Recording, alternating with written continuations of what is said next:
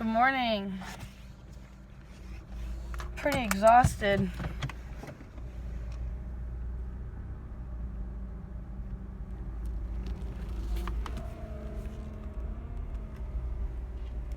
Yeah, as you know, I just recently released that car accident video because I'm constantly journaling. Constantly. I tend to journal and document almost everything unless I feel like I can't because of patent and breaking the rules. I am looking to break my comfort zone and do something different that I haven't done before. And something that I'm doing right now is I've actually been working with professional help when it comes to healing sexual abuse. And basically, I'd like to become everything that I've ever needed for others. I think that that would be one of the most healing things for me.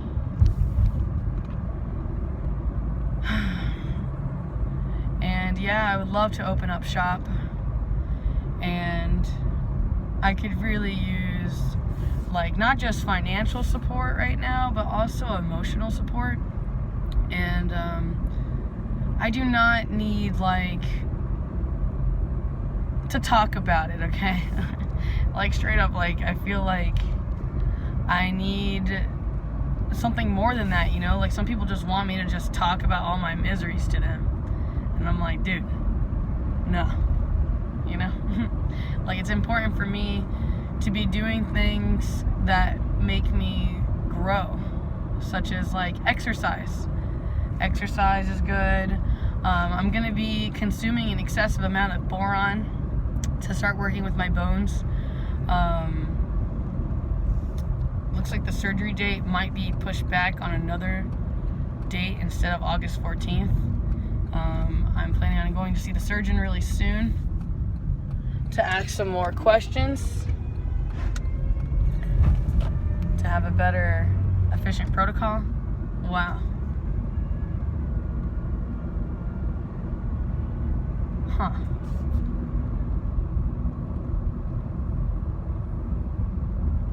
I don't know, I'm starting to get visions, and I'm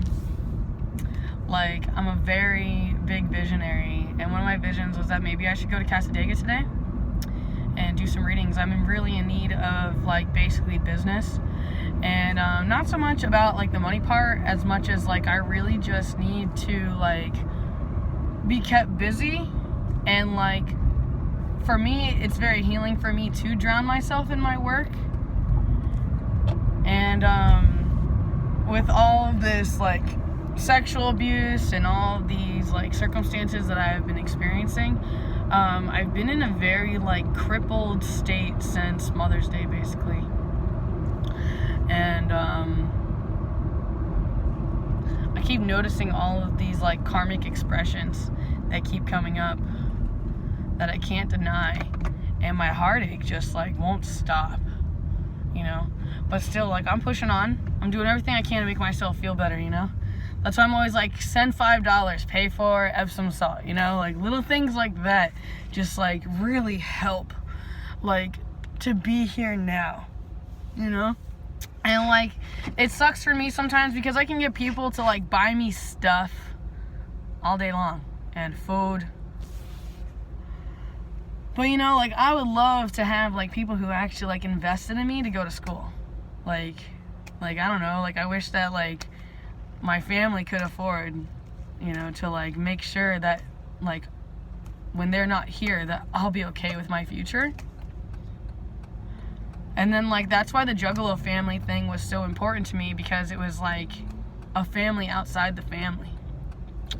And I did actually end up thinking of a couple other things that I probably could have covered in that video, but I was so emotionally distraught, I feel I didn't get everything out.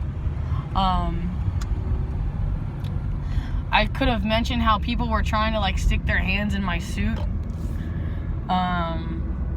I could have mentioned this shamanic boy who was like going around selling dabs and ended up giving me a free dab because I guess like he saw me juggling and hanging out with this other juggalo who was like giving me props, or maybe like these two dudes could just see straight through me that I was like having like a really rough time, you know, and like holding back tears and just trying to juggle and just stay in these motions, you know.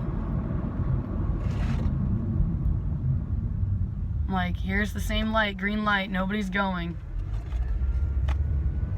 God, it's annoying. Anyway, the shamanic kid, I didn't tell him anything. Nothing.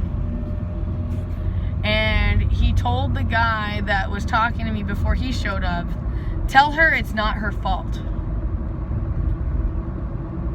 And like, I wanted to cry. And like, I don't know if I did. Like, I might have like let a little teardrop fall, you know? But I couldn't help but wonder, how did he know? Maybe that was part of that kid's purpose. Maybe he's constantly been around abused women that he's able to see and know molestation from afar. And man, I've become such a warrior since the gathering. And yeah, I've changed a lot as a person from all these things. And I'm noticing like I'm becoming a little bit more hard, you know, hard in the heart, and a little bit more cold or whatever. And like, maybe like shame and guilt, because I'm noticing some of my thoughts express themselves, and like I see myself being like somewhat spiteful sometimes, like sometimes like I have these expectations of my partner being here or there, being like in this one way, and then like I'll get spiteful and I'll be like noticing my thoughts drift in other places, such as like, oh, well, what if I was with this person? Maybe this would be like this. But then like I'll also notice that like I'll turn on that person too and start noticing like, wow, but like that person also is really mean and they pick on other people, even girls. And like, you know, like I just keep watching my own thoughts like do all these things, and it makes me feel like they're not me, and that they're like habitual subconscious program things and just like automatic responses of dealing with traumatic circumstances and whatnot.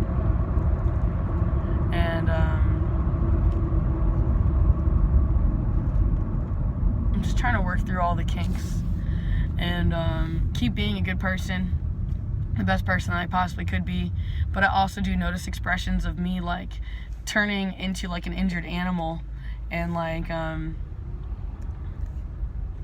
also didn't tell in the video that so as you know, I faced sexual abuse. And then when I went to the gathering, like I was kind of lost in my own world, juggling and stuff. And this boy, he comes up to me and he says, will you kick me in the privates? And God, I just wasn't expecting that. So I just like started laughing so much. Like, it was very healing for me. I didn't realize how much I had actually grown to hate men because of like what had happened to me. And like, yeah, they're also constantly testing if you put up a fight. And then he's like, what? Do you want to pay me to do it? And he made me laugh even harder. Oh, actually, I think I did mention that because I remember making a comment about like charging $2,000 to do that. I'm just being funny. So we also have Fetish Con coming up. I'm not going. I've never been. I would love to have like relationship partnerships with people that are non-sexual, of course. Because like I would like to save my body for like my husband, basically, and like the one person that I want and like trust with my body, and that is given my body to nurture, protect, and care for me in ways that like I feel like that they actually do the job. And God, yeah, like I'm just like kind of like, do I say I'm depressed? I could say I'm depressed, I guess, because I'm slightly like immobilized, you know, like I need to be going downtown and working, but I've been so miserable and the weather's been off and I have a million great excuses, like I'm low on gas, like I gotta get myself together. Need to remake back the money that I just blew away, you know, like those are two things that also really bothers me. Like, I paid for this massage and I was like touched without consent in certain places, right? And then there's also like the gathering. Like I paid for the gathering, and then like I basically paid to suffer, you know. I mean, again, like I learned from the suffering.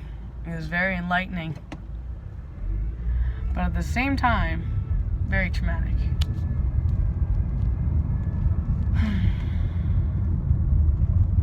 I love you. Let me process all this. I'll be back later. Peace.